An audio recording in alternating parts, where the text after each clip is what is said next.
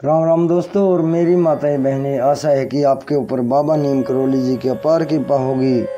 आपके घर परिवार में सभी कुशल मंगल होंगे, यही मेरी प्रार्थना सभी देवी देवताओं से। दोस्तों और मेरी माताएं बहनें, आज मैं आपको मार्गशीर्ष पूर्णिमा के बारे में, उसका महत्व और कब मनाई जा रही है इस साल और उसकी व्रत कथा सब आपको बताता हूँ। इसे पूरा सुने, यही प्रार्थना, और चैनल को सब्सक्राइब कर लें। जय बाबा नीम करोली महाराज। दोस्तों और मेरी माताएं बहनें, मार्गशीर्ष पूर्णिमा को मोक्षदायिनी पूर्णिमा से भी कहा जाता है।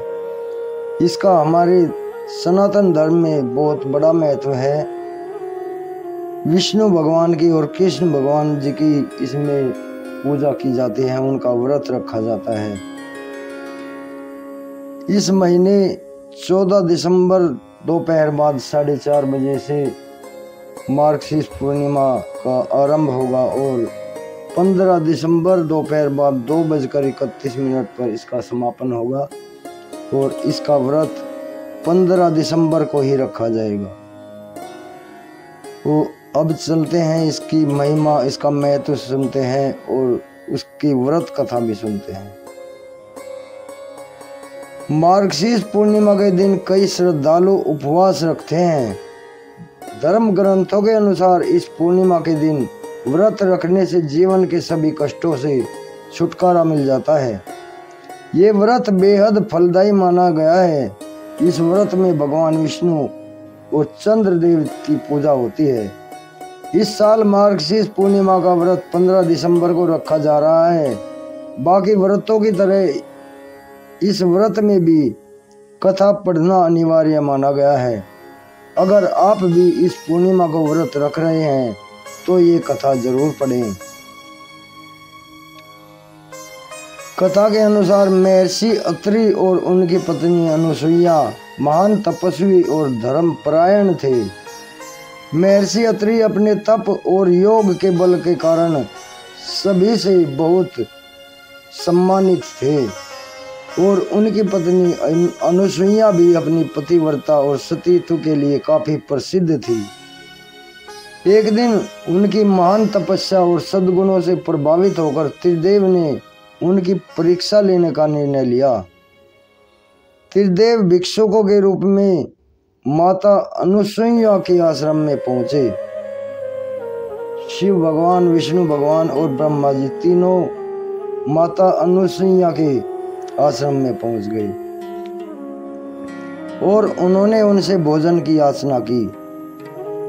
माता अनुसुईया से ब्रह्मा, विष्णु, महेश ने वेश बदलकर आए और माता अनुसुईया से भोजन की याचना की, लेकिन उन्होंने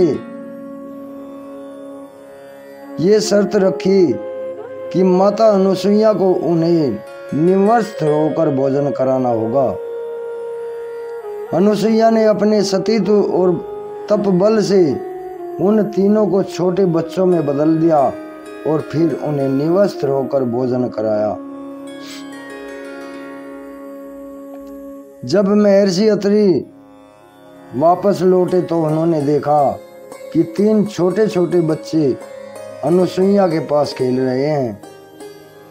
इसके बाद अनुसुईया ने पूरी घटना उन्हें बताई।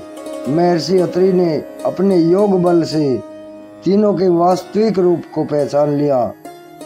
इसके बाद महर्षि अत्रि और अनुसुईया की भक्ति और तप से प्रसन्न होकर त्रिदेव अपने वास्तविक रूप में वापस आ गए और उन्होंने उन्हें वरदान दिया। त्रिदेव ने महर्षि को यहाँ एक पुत्र के रूप में जन्म लिया। त्रिदेव ने महर्षि के यहाँ एक पुत्र के रूप में जन्म लिया। कहते हैं कि महर्षि अत्रि और माता अनुसुईया के पुत्र ही भगवान दत्तात्रेय के रूप में प्रसिद्ध हुए हैं। इसलिए ही मार्गशीर्ष पूर्णिमा के दिन भगवान दत्तात्रेय की भी पूजा की जाती है। इसके अलावा ये दिन भगवान विष्णु और शिव जी की आराधना के लिए भी महत्वपूर्ण माना जाता है। दोस्तों, ये पूर्णिमासी व्रत कथा संपन्न हुई है।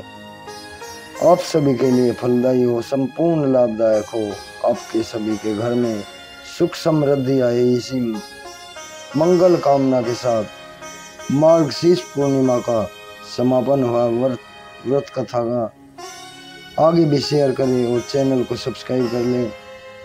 अभी आज्ञा लेता हूँ। जय राम जी की, जय शिव शंकर महादेव, जय हनुमान जी।